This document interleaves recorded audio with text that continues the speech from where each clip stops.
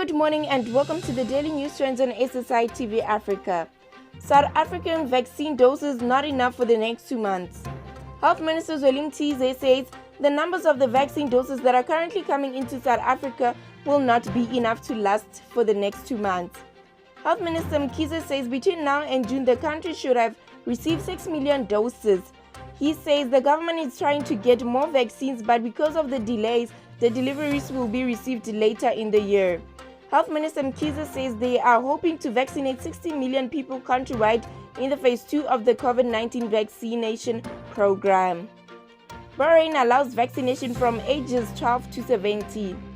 Bahrain will vaccinate adolescents aged 12 to 17 with 2 doses of Pfizer-BioNTech vaccine, state agency NBN said, citing the country's National Medical Task Force for combating the coronavirus on Tuesday.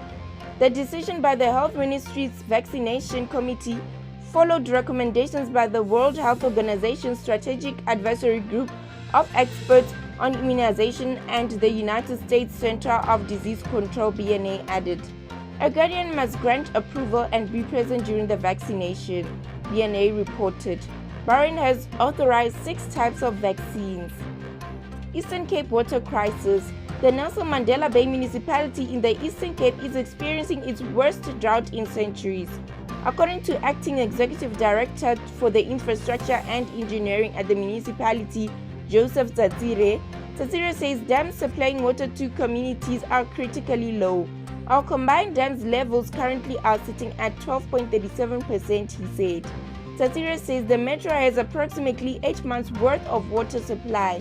Tsatsire explains that they have different dams that supply water to various parts of the metro. Pro-Palestine demonstrators to march to the Israeli embassy in Pretoria on Wednesday today. South Africans have been urged to lead the fight in calling for an end to the ongoing Palestine-Israel bloodbath. According to the United Nations, over 50,000 Palestinians have been displaced following the Israeli military attacks on Palestinians. Scores others, mostly women and children, have been killed. On Tuesday, the Palestinian embassy in Pretoria called on the international community to join the people of the Palestine in condemning the Israeli attacks. The violent attacks on the Palestinians are continuing despite the United Nations calls that they should end immediately. Paris cafes reopen as virus restrictions ease. Parisians will return to their beloved cafe, tourists and museums Wednesday after a 6-month COVID forced hiatus. A glimmer of the normal life returning even as hard-hit India grapples with thousands more virus deaths. As health workers administered the world's 1.5 billion COVID vaccine doses, Europeans and Americans continue to climb out of the under long months of restrictions. In recent days, Britons have hugged their loved ones and streamed into pubs, gyms, and other indoor venues. Italy has relaxed curfews, Dutch music fans have readied for the Eurovision Song Contest, and Portugal has welcomed returning tourists. Arrogance in wage talks. The Democratic Municipal and Allied Workers Union of South Africa has warned that its wage dispute with Metrobus will remain unresolved as long as management continues to be arrogant. Commuters using Metrobus service in Johannesburg have been forced to continue to use alternative transport as wage talks between unions and management of the bus companies remained deadlocked.